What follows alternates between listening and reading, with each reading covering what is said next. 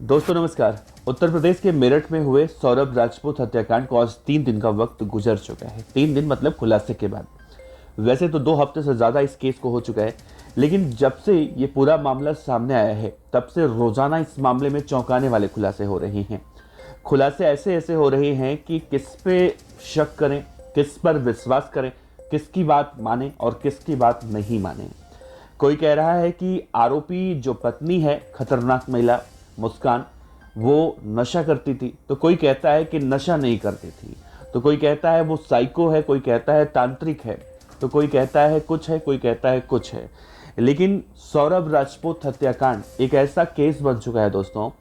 इससे पहले हमने देखा था इतनी चर्चा शायद सुशांत सिंह राजपूत के केस में भी नहीं होगी, इतना रहस्यमयी तरीके से जो अब देखने को मिल रहा है। कभी तांत्रिक वाला एंगल सामने आता है, तो कभी साइको वाला एंगल सामने आता है, तो कभी ये लोग घूमने फिरने चले जाते हैं। लेकिन इस केस में दोस्तों एक चीज गौर कीजिएगा, इस केस में ऐसे ऐसे थ्योरियां निकल कर सामने आ रही हैं कि हर किसी के गले के नीचे से ये कहानी हजम नहीं हो रही है। चाहे वो सौरभ राजपूत के परिवार वाले हों या फिर मुस्कान रस्तोगी जो महिला है, दुराचारी महिला, उसके परिवार वाले हों, उनकी तरफ से जो कहा जा रहा है वो भी गले के नीचे नहीं उतर रहा है। दोस्तों बताऊंगा इस वीडियो में एक एक बातें बहुत ही विस्तार से, और एक चीज मैं रिक्वेस्ट करूंगा आप लोगों से, इस वीडियो को गौर से देखिएगा और सोचिएगा, समझिएगा, उसके बाद ही अपने फैसले लीजिएगा कमेंट बॉक्स में। देखिए, सबसे पहले इस केस में एक चीज जो गौर करने वाली है कि इस केस में 2 साल बाद सौरभ राजपूत अपने घर आता है लंदन से। सबसे पहले उसकी पत्नी का जन्मदिन होता है, उसके बाद उसकी बेटी का जन्मदिन होता है, और जब इन दोनों के जन्मदिन को निपटा लेता है नाच गाने के साथ, मतलब पूरी खुशियां मनाने के साथ निपटा के, तो फिर छपरी का भी जन्मदिन आता है। छपरी मतलब साहिल शुक्ला, जो ढोंगी बाबा है, जो तथाकथित रूप से तंत्र मंत्र की क्रियाएं करता था और पता नहीं क्या क्या उसके बारे में जानकारियां निकल कर सामने आ रही हैं। अब देखिए, इस केस में जन्मदिन ही जन्मदिन है। जैसे हम किसी बाजार में जाते हैं तो लिखा रहता है कि पर्दे ही पर्दे, नल ही नल, पानी ही पानी, वैसे ही इस केस में जन्मदिन ही जन्मदिन अगर कहा जाए तो शायद गलत नहीं होगा। इस चीज को गौर करना इसलिए भी जरूरी है क्योंकि अक्सर देखा जाता है तंत्र मंत्र की जो क्रियाएं होती हैं, उन तंत्र मंत्र की क्रियाओं में इन सब चीजों को बहुत ज्यादा विशेष योग्यता दी जाती है। आप सोचिए कि 15 दिन के अंदर 3-3 लोगों का जन्मदिन भी होना, कहीं ना कहीं ये तंत्र मंत्र के दृष्टि से अगर देखा जाए तो माना जा सकता है कि जब 3-3 जन्मदिन आएगा उस समय तुम कुछ कर लेना तो बहुत बड़ी कृपा बरसेगी तुम्हारे ऊपर।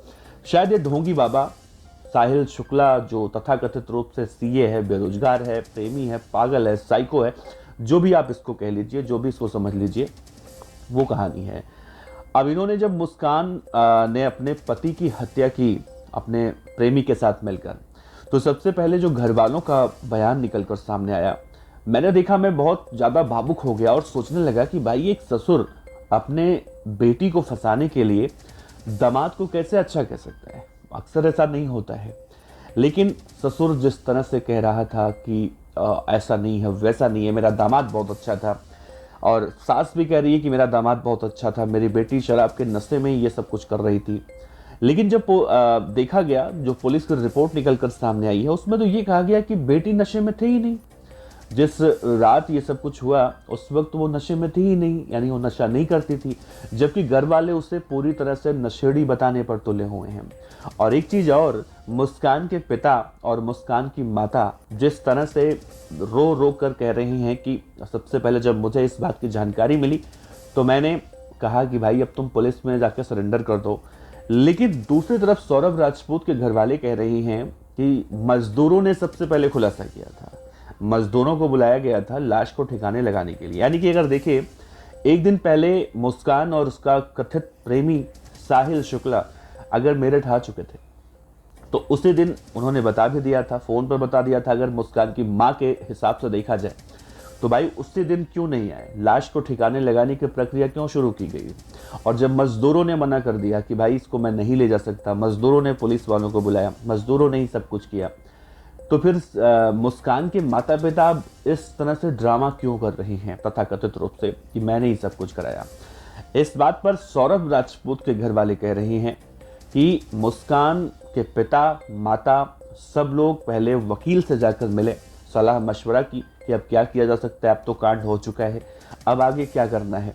तो शायद वकील ने उनको ये सब करने की बात कही होगी, सजेशन दिया होगा, तब उन्होंने ऐसा किया होगा। अब देखिए कहानी ये है कि मुस्कान के बारे में कहा जा रहा है कि वो महिला 9वीं तक पढ़ी लिखी है, वो भी 9वीं फेल बताई जा रही है। उसके बाद उसका पढ़ने लिखने का मन नहीं किया तो सीधे उसने मना कर दिया कि मैं पढ़ूंगी लिखूंगी नहीं।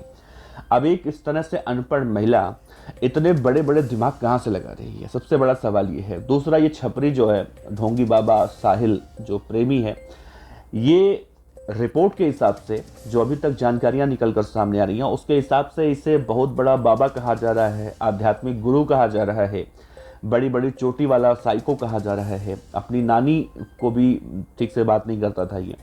लेकिन अगर इतना बड़ा आध्यात्मिक गुरु अपने आप को बता रहा है तो सेक्स को लेकर, खास तौर से दूसरी की बीवी के साथ जो ये संबंध बनाता था और जो मारने के बाद जो इसकी तस्वीरें सोशल मीडिया पर अब वायरल हो रही हैं, जब ये शिमला में घूम रहा था, नाच रहा था, इसका भी जन्मदिन सेलिब्रेट किया जा रहा था, तो वहां पर इसका साइकोपना कहाँ चला गया, सबसे बड़ा सवाल है। दूसरा ये कि मुस्कान जब इससे शादी नहीं करना चाहती थी, देखिए कई रिपोर्ट में, अलग अलग मीडिया चैनलों के रिपोर्ट में ये दावे किए गए कि मुस्कान अपने पति को मरवाकर साहिल शुक्ला से अपना फायदा देख रही थी, साहिल से वो शादी वादी नहीं करने वाली थी। तो सबसे बड़ा सवाल है, अगर वो साहिल से शादी नहीं करने वाली थी तो करने क्या वाली थी, इसके वो मारने के पीछे इसका मकसद क्या था। बहुत सारे अनगिनत सवाल हैं इस केस में जो अभी तक उलझे हुए हैं। सौरभ राजपूत के परिवार के हिसाब से देखा जाए तो सौरभ राजपूत के घर वाले उसके टच में रहते थे। अब उसके अगर टच में रहते थे तो दूसरी तरफ देखा जाए, मुस्कान और साहिल ने बताया है पुलिस को कि उन्होंने जो प्लान बनाया था 3 महीने पहले कि अगर सौरभ राजपूत को मार दिया जाएगा तो उनका कुछ नहीं होगा, वो लोग आराम से शादी करके रहेंगे, क्योंकि सौरभ राजपूत के घर वाले उसे नहीं देखते थे, नहीं बातचीत करते थे, इस तरह की बातें आरोपी कह रहे हैं। और यही सोचकर सबसे बड़ा डिसीजन उन्होंने लिया कि सौरभ राजपूत की हत्या कर दी जाए, क्योंकि सौरभ राजपूत से किसी को कोई मतलब नहीं था, और मतलब नहीं था तो उसे मगर मार भी दिया जाता है तो कोई किसी को पूछने नहीं आएगा और हम लोग आराम से जिंदगी ऐसे ही काटेंगे। अब देखिए इसमें भी बड़ा सवाल उठता है कि अब सौरभ राजपूत के घर वाले भी कह रहे हैं कि नहीं, 2 साल तक वो हमारे घर पे रही थी, इन 2 सालों में मुस्कान के पिता पुलिस को लेकर बार बार पहुंचते थे, ड्रामा करते थे, रात के 12 बजे, 3 बजे, 2 बजे दिन में जब उनका जी किया मुंह उठाया और सौरभ राजपूत के ऊपर आरोप लगाते हुए यहाँ पहुंच जाते थे।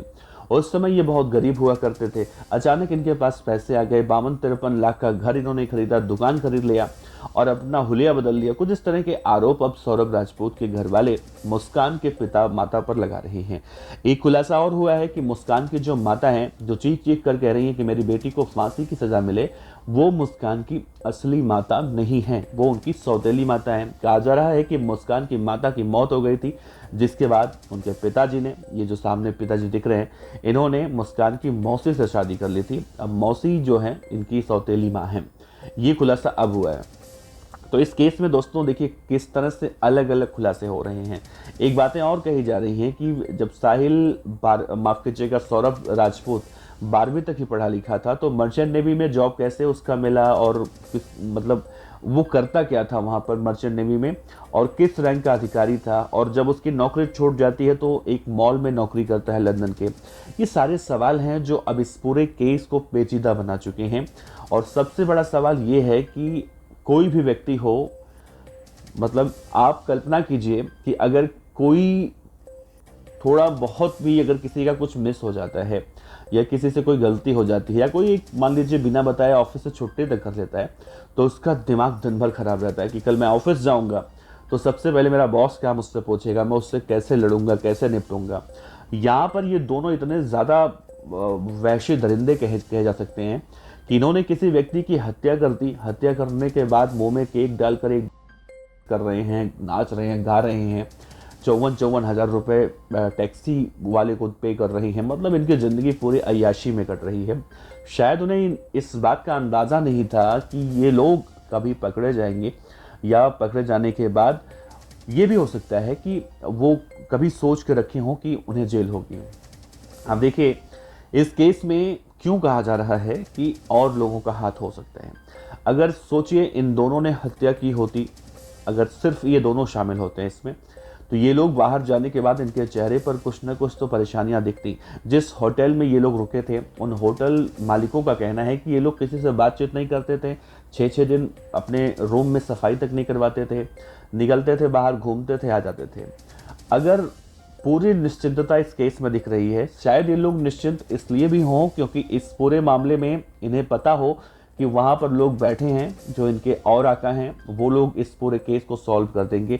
शायद इन्हें इस बात का अंदाज़ा ना हो कि वो लोग वहाँ से कुछ नहीं कर पाए हैं। तो ये सारी चीज़ें हैं, ये सारी परतें हैं जो अब खुल रही हैं, क्योंकि कहीं ना कहीं इस केस में देखा जा रहा है सौरभ राजपूत के परिवार वालों का जिस तरह से बयान निकल कर सामने आ रहा है, उस बयान के हिसाब से देखा जाए तो अभी भी 3 से 4 लोग और हैं जो इस केस में शामिल हैं और बहुत जल्दी उनको भी गिरफ्तार किया जाएगा। सौरभ राजपूत की माँ हो, उनकी बहन हो, उनके भाई हो, हर कोई अब इस केस के सामने आने के बाद बौखला चुका है। लेकिन एक चीज़ मैं बताऊं आपको, जब इस तरह के केस सामने आते हैं तो अमूमन देखा जाता है कि लोग अपने घर वालों को या पीड़ित पक्ष की तरफ से देखा जाए उसे इंसाफ दिलाने की मांग करते हैं। लेकिन इस केस में थोड़ा सा अटपटा एक चीज़ लगेगा, मुझे भी लगा, आप लोगों को भी लगेगा सुन के। इस केस में मैंने देखा जितना भी बयान निकल कर सामने आया सौरभ राजपूत के घर की तरफ से, कभी ये कहा जा रहा है कि आईफोन था, सोना था, गोल्ड की चेन थी, ये था, वो था, पैसे थे और मैक्स प्रो था, पता नहीं क्या क्या था। अरे सबसे पहला चीज़ अगर देखा जाए तो ये सब तो था ही, ये तो सब कुछ मिलेगा, ये सब चीज़ अगर नहीं भी मिलेगा तो दोबारा आ जाएगा। लेकिन किसी इंसान की अगर जान चली गई है तो वो कैसे आ सकता है? तो यहाँ पर दोस्तों ये चीज़ें नहीं होनी चाहिए, इतना भी ज़्यादा निर्दयी किसी को नहीं होना चाहिए। अगर सौरभ राजपूत के घर वालों की अगर इस प्रतिक्रिया पर नज़र डाला जाए और मुस्कान और साहिल के उस प्रतिक्रिया पर नज़र डाला जाए जो कहते थे कि सौरभ राजपूत के घर वालों को किसी से कोई मतलब नहीं है, तो शायद हमारा और आपका दिमाग भी सोचकर ख़राब हो सकता है। मैं ये नहीं कह रहा हूँ कि ऐसा होगा, लेकिन जो दृष्टि दिख रही है, आप कोई भी बयान उठाकर देख लीजिए, इंसाफ तो मांगा जा रहा है, लेकिन इंसाफ के साथ साथ जो पैसे हैं उनकी बातें ज़्यादा हो रही हैं जो नहीं होनी चाहिए। दूसरा, ये मुस्कान के पिता माता ये दोनों उतने ही ज़्यादा दोषी इसमें देखे जा रहे हैं। जब सौरभ राजपूत लंदन में था, 2 साल से वहाँ नौकरी कर रहा था, जो भी कर रहा था, साहिल रोज़ाना वहाँ पर आ रहा था और हर वीकेंड पर साहिल के साथ वो हत्यारन महिला मुस्कान घूमने जाती थी, अपनी बेटी को माता पिता के पास छोड़ देती थी।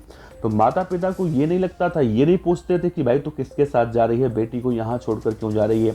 क्या उन्हें अपनी बेटी के बारे में पता नहीं था जैसे उनकी बेटी थी? जबकि वो इस बात में भी राजी हो चुके हैं, बयान दे चुके हैं कि उनकी बेटी उनके हाथ से बाहर निकल चुकी थी। यानी उनकी बेटी जब नहीं पढ़ती लिखती थी, वो अलग तरह की महिला थी। तो सब कुछ जानते हुए भी उसे रोकने की कोशिश क्यों नहीं कर रहे थे? उस समय वो सौरभ राजपूत यानी जो अपने दामाद को आज बहुत अच्छा बता रहे हैं, उसके लिए आंखों से आंसू बहा रहे हैं, उस वक्त अपने दामाद को सूचित क्यों नहीं कर रहे थे, भाई मेरी बेटी बहुत बदमाश है, तुम अपना रास्ता अलग कर लो, इसे तलाक दे दो? ऐसा क्यों नहीं सोच रहे थे? ये बहुत सारे सवाल हैं दोस्तों जो इस केस में अब निकल कर सामने आ रहे हैं। सिर्फ एक पक्ष की तरफ से नहीं, दूसरे पक्ष की तरफ से भी निकल कर सामने आ रहे हैं। इन सब में देखा जाए तो सौरभ राजपूत जैसे लोगों को मैं कहूँगा सबसे पहले गलत वही थे। जब उन्हें सबके बारे में पता था तो उन्हें सिर्फ और सिर्फ अपने बारे में सोचना चाहिए था, अपनी उस बेटी के बारे में सोचना चाहिए था, क्योंकि उनके जाने के बाद उनकी बेटी के बारे में कोई बात नहीं कर रहा है। ना तो उनके नाना नानी बात कर रहे हैं, अगर वो बात कर भी रहे हैं तो अगर उनको सौंप भी दिया जाए तो शायद वो लोग जब मुस्कान को नहीं संभाल पाए तो बेटी को क्या संभाल पाएंगे, उसे क्या अच्छी परवरिश दे पाएंगे? दूसरा, सौरभ राजपूत के घर की तरफ से भी हमने किसी के मुंह से ये शब्द नहीं सुना कि बेटी को भी वो अपनाना चाहते हैं। तो सौरभ राजपूत जैसे लोग इस पूरे केस में सबसे पहले दोषी अगर होते तो बताए जा सकते थे, क्योंकि ऐसे लोगों को सिर्फ और सिर्फ अपने बारे में सोचना चाहिए, अपने परिवार के बारे में सोचना चाहिए, ना कि पूरे जितना इस केस में देखने को मिला है। इस केस में सबसे ज़्यादा अगर किसी का नुकसान हुआ है सौरभ राजपूत, इस दुनिया में तो खैर है नहीं, उनकी बेटी को अब कौन देखेगा, ये सबसे बड़ा सवाल है। इस केस में आगे क्या कुछ होगा नहीं पता, क्या सामने आएगा नहीं पता, जांच का विषय है सब कुछ। जितनी भी बातें मैंने कही हैं अभी इस वीडियो में, उन सभी बातों में अगर गौर किया जाए तो बहुत कुछ झोल इस केस में देखने को मिल रहा है और इसी वजह से शायद ये केस और भी ज़्यादा उलझता जा रहा है। आप अपने विचार रखिएगा। आपका बहुत बहुत शुक्रिया। नमस्कार। जय हिंद।